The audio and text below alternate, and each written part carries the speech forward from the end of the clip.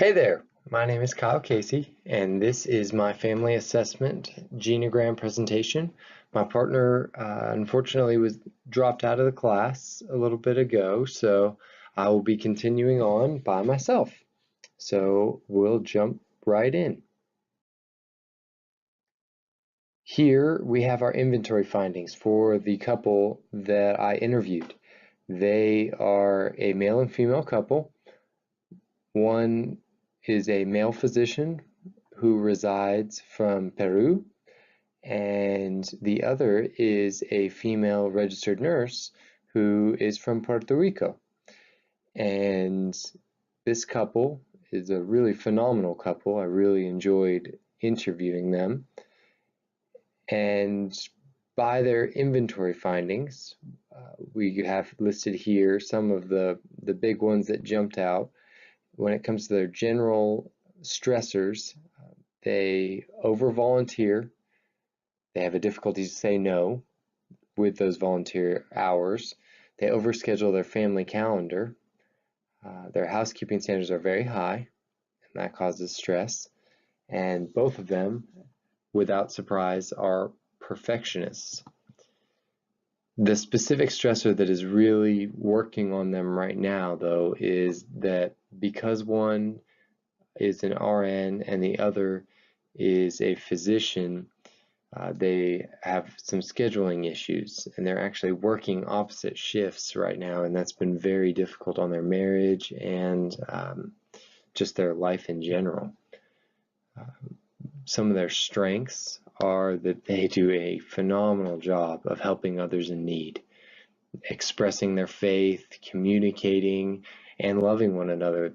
They are just, even with the few minutes I spent with them, I was really blown away at how well they did all of those things. Continuing on here, we have our genogram. PF and EF is our couple, PF being the male, and he actually, due to some unfortunate circumstances as a child, does not know any of his family history. In Peru, it isn't as big of a deal, and so he actually doesn't know much of it. But EF, our female in this couple, did know a lot of her family history, thankfully, and you see here that her father has prediabetes, her mother has hyperthyroidism, her maternal grandfather died from a stroke, and her paternal grandfather and grandmother died from liver disease and pancreatic cancer, respectively. So maybe some pre-underlying diseases, but overall, a very healthy family.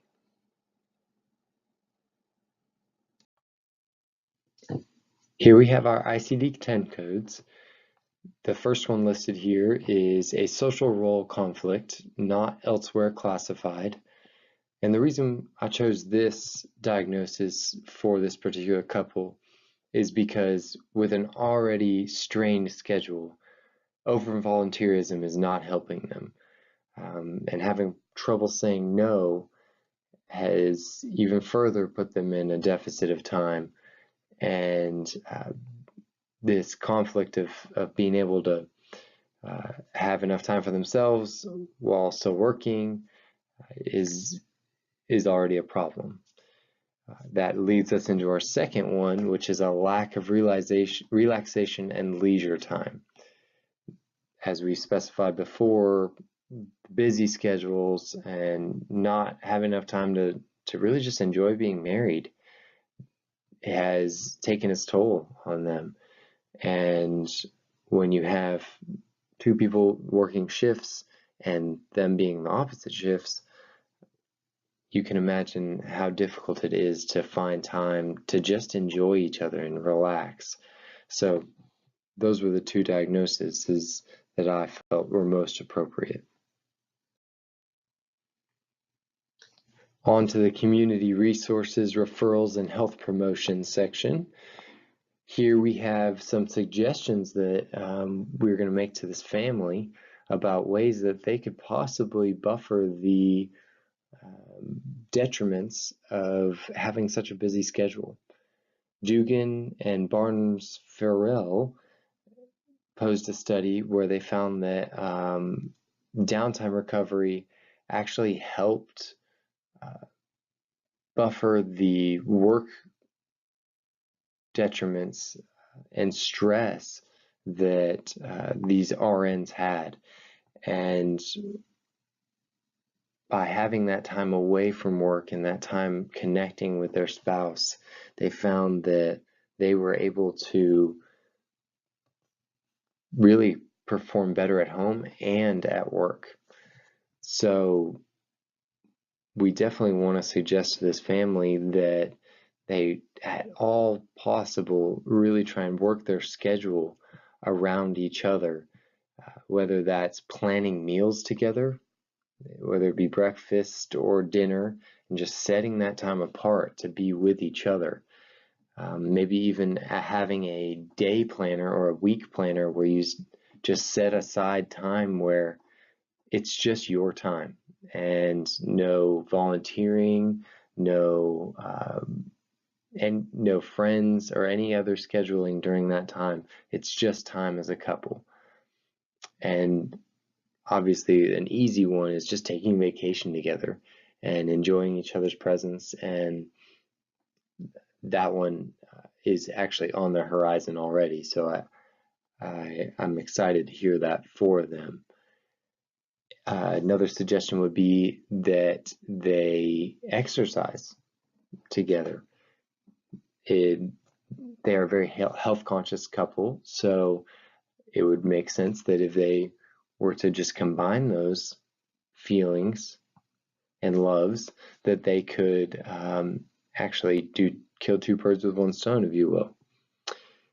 And we have listed at the bottom here another study from Gung, Zhu, and Li about the effect that this work, family, school role conflicts had on RNs, and it had led to a lot of burnout.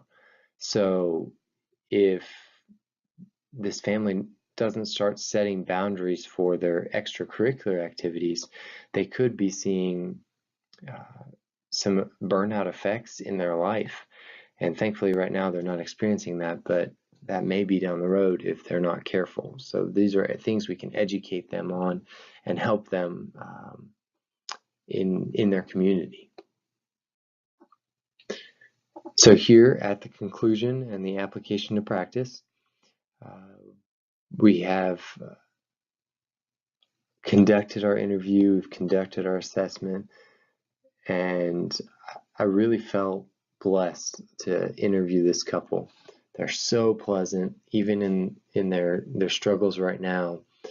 They're a strong family. They're essentially immigrants in this country who have really stuck their foot in the ground and pushed forward to be successful. And they give God all the glory, and it's just really a blessing to see them. And even a little bit of time I spent with them, I really enjoyed it. In applying this to future practice, this inventory has so many good questions that can be utilized for community assessments or even just family assessments of what this patient's family's been through, what they're going through right now, and what their perception of it is. It also gives the clinician an opportunity to really pick up on the different nonverbal communications that the patients make, as well as the other family members if they're present, because that is part of our assessment. It's not only just what's said, but it's also what's not said, and that's something that I felt I was able to pick up on well during this project. So here we are at the end.